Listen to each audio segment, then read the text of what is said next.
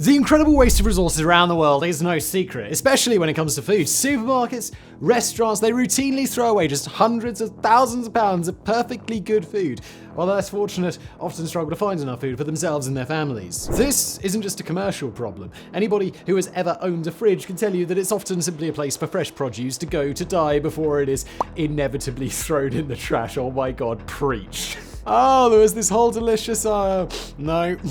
In the United Kingdom alone, the average household throws away 70 kilograms or 154 pounds of perfectly edible food every year. Oh my god, I definitely do more than that. I'm a bad person. And the number is far higher in the United States. According to the United Nations, 1.3 billion, with a B, tons of food is lost or needlessly thrown away every single year globally. But this food is not thrown away due to a lack of need. The latest figures indicate that approximately 821 million people around the globe are currently starving, with an estimated 25,000 people dying due to starvation every single day.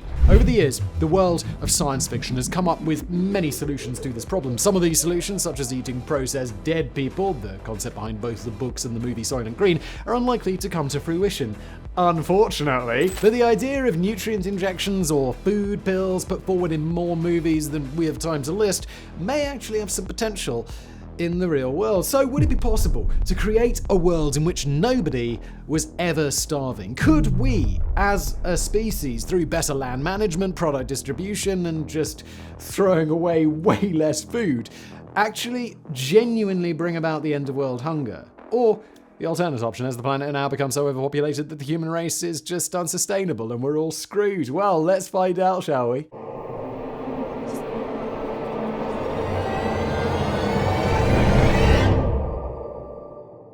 Living in the Western world, if you're feeling even slightly peckish, you can pick up your phone and have a pizza. I don't know why I do this, it's definitely this. A pizza or Chinese delivered in half an hour. It's sometimes difficult to remember that there are people in the world who are literally starving to death in 2023. How have we not fixed this yet? As previously mentioned, over 25,000 men, women and children die as a direct result of just not having enough food every day. Even worse than that, this number is actually on the rise. Although the number of people who are starving has been decreasing for decades, albeit at an embarrassingly slow rate, that decrease stopped in 2014 and it actually began to reverse in 2015. So what can we do about it? Well, first of all, let's look at the question of whether or not it's currently possible to grow enough food for everybody on the planet. And the answer to that is a simple one. It's yes, totally, we could do that. In fact, this is already the case. We already produce enough food around the world to make sure that nobody ever goes hungry. So why is the problem increasing? What are we doing wrong? Well, the answer to this you've probably already got floating around in your head. The reality is it's complicated and there are a number of factors. Firstly, although many of the countries for which hunger and starvation are major problems have a great deal of land dedicated to agricultural production of crops, livestock, etc., very little of what actually is produced goes toward feeding those people. Let's use Bolivia as an example. It's got 424,000 square miles, that's about 682,000 square kilometers, and it's got a population of 11.7 million people. Now, to give a bit of perspective to that, Bolivia is 35 times the size of Belgium, with a similar population. A third of its total area, or approximately 141,000 square miles, is given over entirely to agricultural production. Now, at first glance, you might be thinking, well, there's no way that this country can't feed all of its people. It's massive, it's got tons of farms, and there are just not that many people, relatively speaking. But look, the thing is, unlike in the UK or in the US and all of the countries in the European Union, the people who farm this vast expanse of land receive no government funding or subsidies unless they are farming products for export: coffee, cocoa, cotton. This leaves farmers in a bit of an awkward predicament, and awkward will be putting it fairly lightly. Although they could theoretically use their land to produce food for themselves and those around them, without any government assistance, there is no financial incentive to do so. And in many cases, the farmers would not be able to afford the necessary seeds, fertilizer, or animals. And look, it's not just Bolivia where this sort of thing happens. Ethiopia has the largest cattle herds in Africa. Theoretically, this should be enough to provide both milk and meat to everybody living not just in Ethiopia, but in East Africa. And yet 41% of Ethiopians are either starving or malnourished. Again, this is largely down to a combination of poor governmental organization and just Western demand for cheap shit.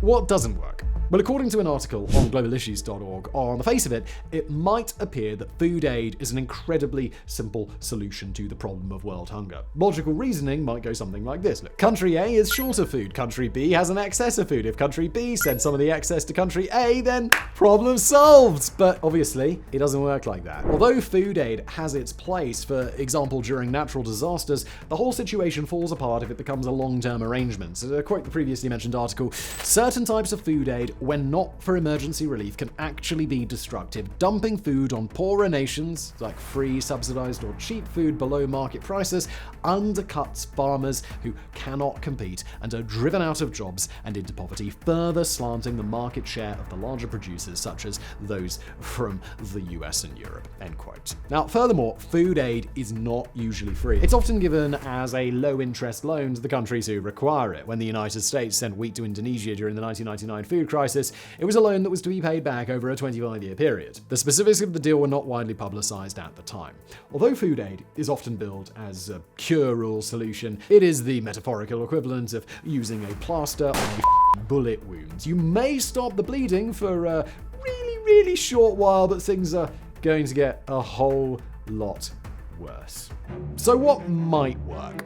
As I'm sure you can imagine, many people have put forth many ideas as to how this crisis could finally be brought to an end. And I'm equally sure a few of you are going to be surprised to hear that one of the people who has become embroiled in this debate is Tesla founder and Twitter owner Elon Musk, and I've probably used him on the thumbnail because of course I have. Responding to comments made by World Food Programme chief David Beasley, who told CNN 2% of Musk's wealth could help end world hunger, Musk put out the following tweet. If WFP, the World Food Programme, can describe on this Twitter thread exactly how $6 billion will solve world hunger, I will sell Tesla stock right now and do it. Amazingly, the chief responded saying that, quote, World Food Programme would spend $3.5 billion on food and deliver it to those most in need. This includes the cost of shipping, storage, and transport by air, road, and river, and security escorts to safeguard food distribution in conflict-affected areas. The money could provide one meal per person per day for a year, keeping tens of millions of people from starvation. A further $2 billion could fund cash and volunteer programs in places with functioning markets, allowing people to choose the food they eat while supporting local economies. A total of $700 million is set aside for country-specific costs, such as setting up voucher schemes and building and securing local offices to ensure food assistance reaches the most vulnerable. Management, administration, and accounting for global and regional operators totals $400 million, which includes coordinating supply lines, analyzing global hunger levels, and appointing independent auditors. End quote. Elon Musk, get out the checkbook. Now, look, while all of this does sound impressive, there are two major problems that spring to mind. Number one, the proposed scheme does very little with regard to tackling the root of the problem. And number two, the initial comment made to CNN famously implied that the proposed $6 billion donation could end world hunger. A casual glance over the proposal shows that, in fact, it only has the potential to end world hunger for 1 year. Food pills. The idea of food pills, that is, a single pill that would supersede the need to consume actual food, providing all the necessary energy and nutrients that a person needs in order to survive, has been around in science fiction since 1912. In his book The Nightland, William Hope Hodgson describes such a tablet which, when combined with a powder that is capable of extracting water from, allows for extremely light travel. A similar idea even made a brief appearance in the Roald Dahl book Charlie and the Chocolate Factory, when the creepy confectionery genius Willy Wonka demonstrates a piece of chewing gum that can take the place of an entire 3-course meal. But how far are we away from this in reality? Could it soon be possible to distribute 3 pills a day to everybody on the planet and just eradicate the need for most types of farming while also curing world hunger?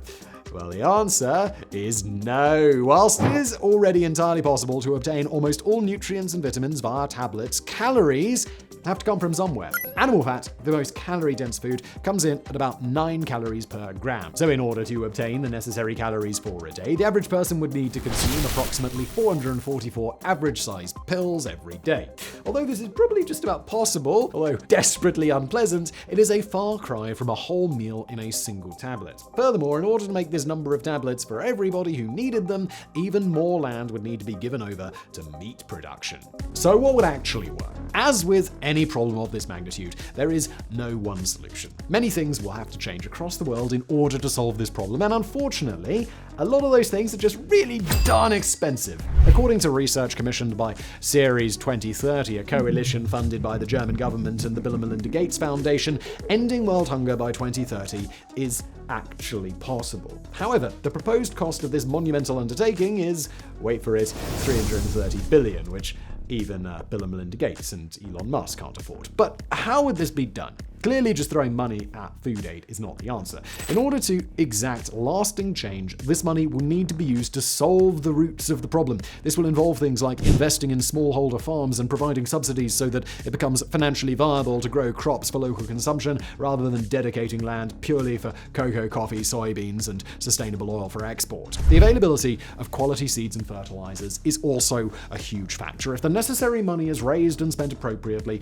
then some of the poorest farmers in the world will be able to greatly increase their food production simply by having affordable access to these essential farming ingredients. And finally, and I know this is not going to be well received by the majority of people, and that definitely includes me, but we should probably eat a lot less meat.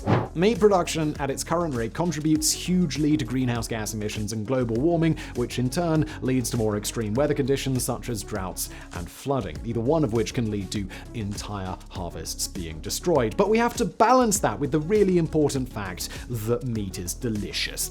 Look, unlike a lot of things that we cover on this channel, the solution to this problem is not simply a case of waiting on scientific advancement. The solution, it already exists, but it will take a concerted effort from everybody on the planet to implement it.